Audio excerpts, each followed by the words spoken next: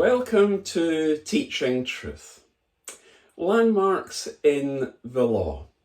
That's the theme for our reflections this week, as together we endeavour to look at the exciting and action-packed and indeed challenging account of one of the landmark cases in the early church. That landmark case being the trial of Paul. The trial of the Apostle Paul, which spans the best part of 6 chapters in the book of Acts. We're going to dip into Acts chapter 23 in our reflections today as we look at the plot to kill Paul, but in particular the foresight which the nephew of Paul was given. That foresight which was given by God. But first of all, let's read God's word together from Acts chapter 23, verse 12. The next morning the Jews formed a conspiracy and bound themselves with an oath not to eat or drink until they had killed Paul. More than 40 men were involved in this plot. They went to the chief priests and elders and said, "We have taken a solemn oath not to eat anything until we have killed Paul. Now then, you and the Sanhedrin petition the commander to bring him before you on the pretext of wanting more accurate information about his case.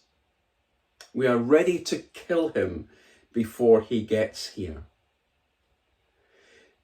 But when the son of Paul's sister heard of this plot, he went to the barracks and told Paul. Then Paul called one of the centurions and said, "Take this young man to the commander. He has something to tell him." So he took him to the commander. The centurion said, "Paul, the prisoner, sent for me and asked me to bring this young man to you because he has something to tell you." The commander took the young man by the hand, drew him aside and asked, "What is it you want to tell me?" He said, "The Jews have agreed to ask you to bring Paul before the Sanhedrin tomorrow on the pretext of wanting more accurate information about him. Don't give in to them, because more than 40 of them are waiting in ambush for him. They have taken an oath not to eat or drink until they have killed him. They are ready now, waiting for your consent to their request." The commander dismissed the young man and cautioned him, "Don't tell anyone that you have reported this to me." When I was a small boy, I was born and brought up in the Sunday school in Carluke in Lanarkshire. My Sunday school teacher, a man called Ian McCulloch, was a man who, despite his physical disabilities, God used in a most tremendous way. And often when I think back and think of Ian, I cannot help but think that God saw 50 years ahead in those formative days in Carluke, in terms of the role and in terms of the impact that my Sunday school teacher Ian would have, not just in my own life, but in the life of 2 others I know who, through Ian's Sunday school class, learned about Jesus and as a result of their learning became Christians.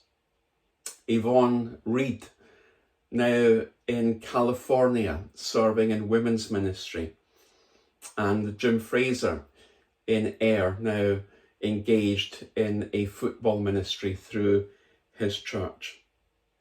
And I cannot help but think that God saw ahead in relation to Paul. The foresight he had in the role which in his plan and purpose was given to Paul's nephew. The role of going on behalf of Paul to the commander. Paul's nephew is described as young, but no specific age is given. My own sense is that he would probably have been in his mid to late teens. Because when Paul asked him to go to the commander with the information concerning a plot, the commander took the young man by the hand, drew him aside and asked, "What is it you want to tell me?" The commander realizes that this problem can't be solved in Jerusalem, where they presently are, and that Paul must be transported under Roman guard to Caesarea. In other words, his case is to be transferred, as it were, to the high court, to the crown court, where the case can then be heard before the governor, Antonius Felix. But here's the point I want to snatch at in our reflections today. That God used one act by a young person, in this case, Paul's nephew, to save Paul's life and continue his work. If Paul's nephew had not gone to that commander, we can only but think what might have happened to Paul.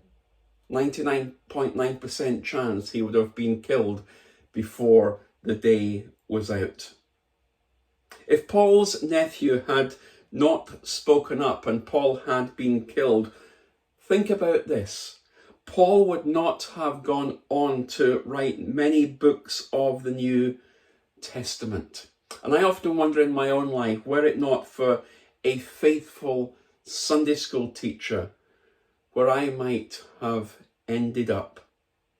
Young people really can make a difference, and Paul's nephew undoubtedly did that. Paul's nephew was part of God's plan. He was used by God, and God had the foresight because God saw the bigger picture for Paul and for the early church. God saw the 1,000-piece jigsaw puzzle, and Paul's nephew was but one important small piece in that overall puzzle, without which the puzzle would have never have been completed. Let's never underestimate what God can do in and through the life of a young person. Remember, a young Joan of Arc became heroine of France. A young Mozart composed music of eternal significance. A young Keats wrote poetry unmatched in modern times.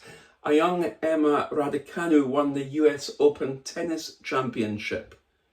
A young Richard Branson established the multi-million-pound Virgin Empire. A young Mark Zuckerberg founded Facebook. A young Greta Thunberg became a global climate activist. A young Marcus Rashford initiated and was instrumental in a campaign for free school meals. Paul's nephew could never have had known the impact he would have as one small piece in God's big jigsaw puzzle for Paul and for the early church.